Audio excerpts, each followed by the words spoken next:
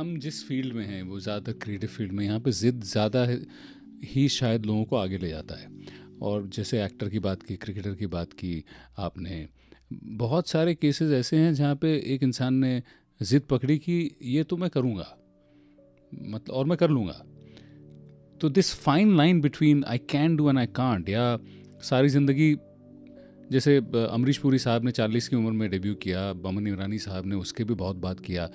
तो age is not a defining factor in a lot of cases. अगर वो उसके 6 महीने पहले गिव अप कर देते तो शायद वो नहीं बनते आज जहाँ वो है, और हम उनके बारे में बात नहीं करते। तो ये कैसे डिसाइड करें कि कभी कभी बोलते हैं जिद थी उसकी, देखो इसलिए उसने कर लिया, even though age was not in his side, हम दाद देते हैं उसकी। और वहीं ऐसा केस होता है कि नहीं, तुम जिद करोगे तो यार तुम लॉजिकली सोचो ना। इनफैक्ट हमारे इंडस्ट्री में तो कहते हैं लॉजिकली बिल्कुल मत सोचो। एक होता है फेलियर, आप फेलियर से नहीं घबराना चाहिए। समझो अगर किसी को लगता है कि मुझे एक्टर बनना है या करना है, मुझे पता है मेरे पास वो स्किल सेट है, लेकिन मुझे पता है मुझे उसको थोड़ा पॉलिश करने की ज़रूरत है, मुझे एफर्ट करने की ज़रूरत है, मुझे हार्ड वर्क करने की ज़रूरत है, वो अनदर थिंग है, फिर नहीं छोड़ना चाहिए, फिर मेहनत करनी चाहिए और उस मुकाम तक पहुंचना चाहिए। तो फेलियर एक वो डिफाइनिंग फैक्टर नहीं होना चाहिए छोड़ने के लिए। कई लोग क्यों छोड़ देते हैं? देखो, फेलियर एक it is not opposite of success.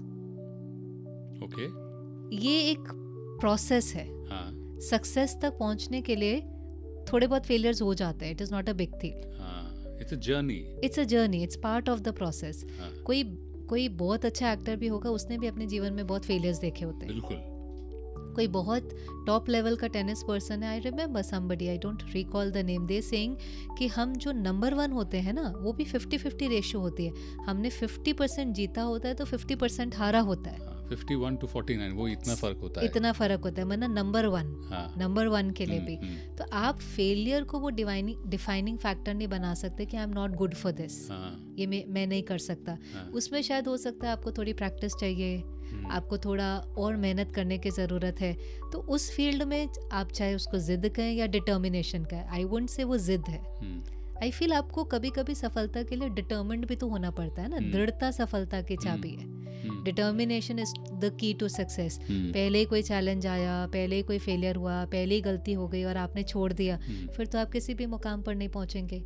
और दूसरा होता है कुछ चीज़ें ऐसी कि दिखाई दे रहा है, बहुत क्लियर है कि वो स्किल सेट आपके पास नहीं है, पर वो आपकी जिद है बस।